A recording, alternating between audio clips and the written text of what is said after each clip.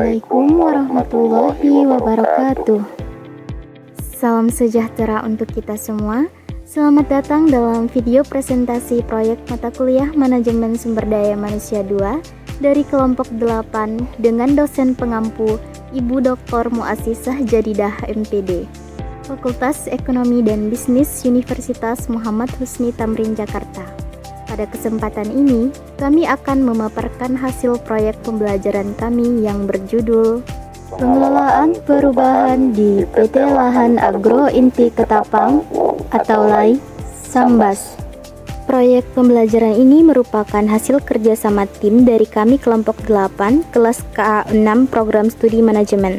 Kami yang tergabung dari kelompok 8 terdiri dari saya Ahmad Al-Faruq Syahidi dengan NIM 3012231227. Saya Alfiansa dengan NIM 3012231231. Saya Arifatul Munawwarah dengan NIM 3012231245. Saya Kurnia dengan NIM 3012231327.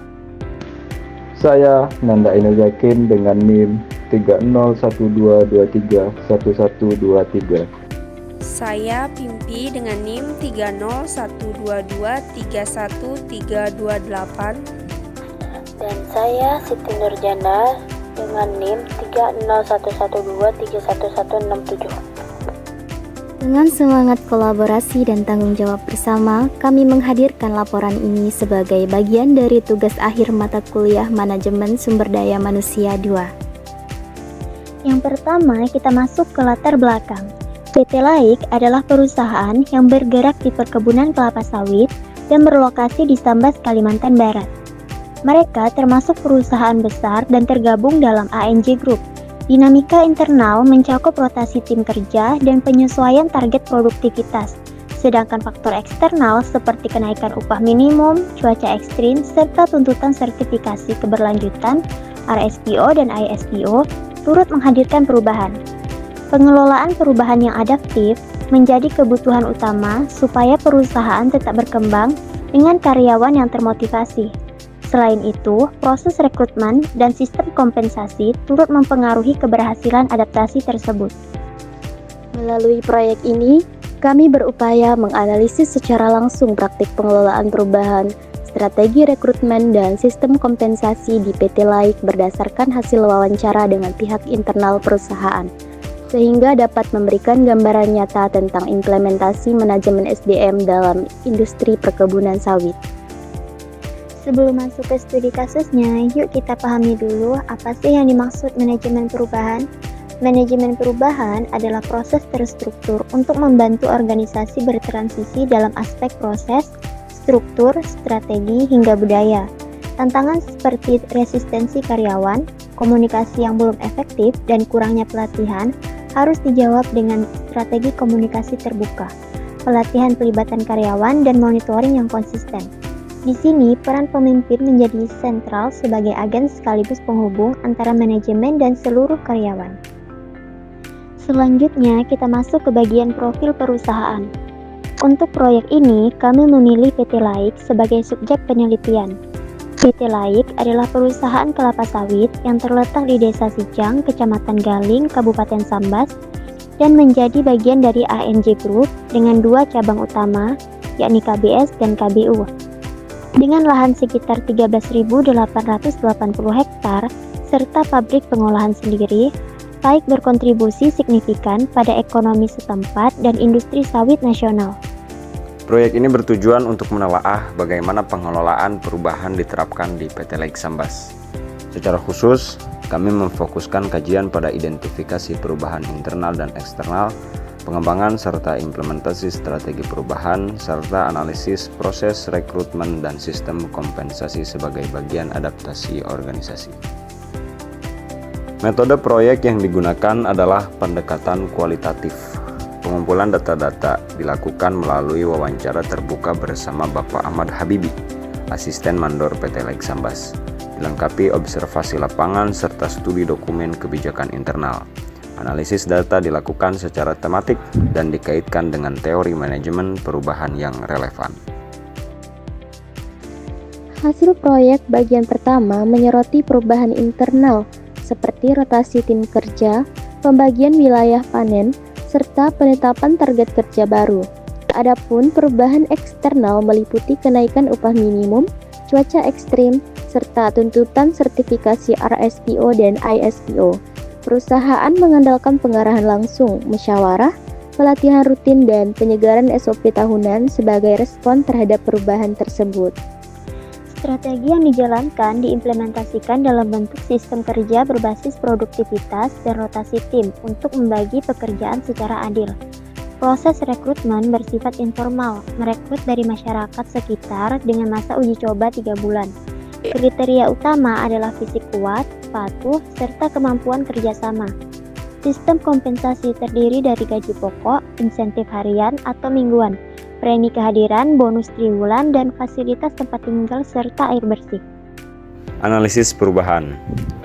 Analisis perubahan mengungkap bahwa pengaruh internal dan eksternal sangat nyata terhadap operasional perusahaan.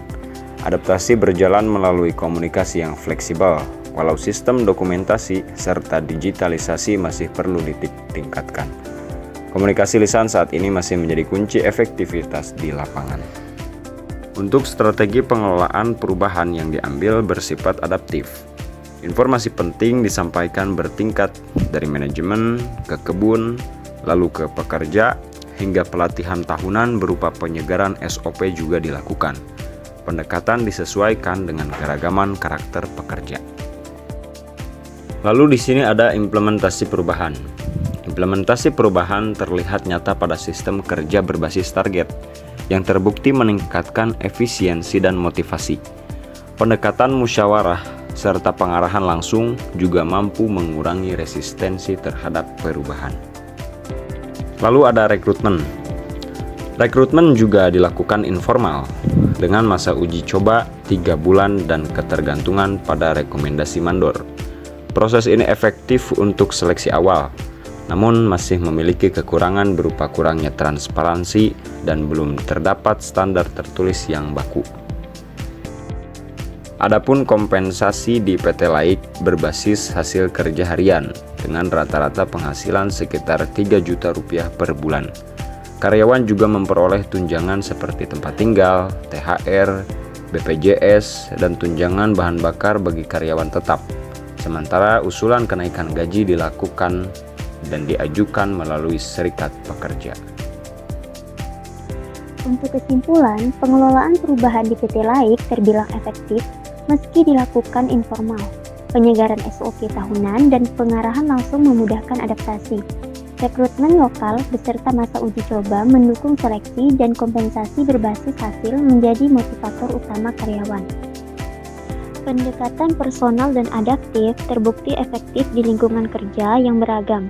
Kedepan, proses rekrutmen perlu ditingkatkan transparansinya, serta dokumentasi dan digitalisasi harus menjadi prioritas.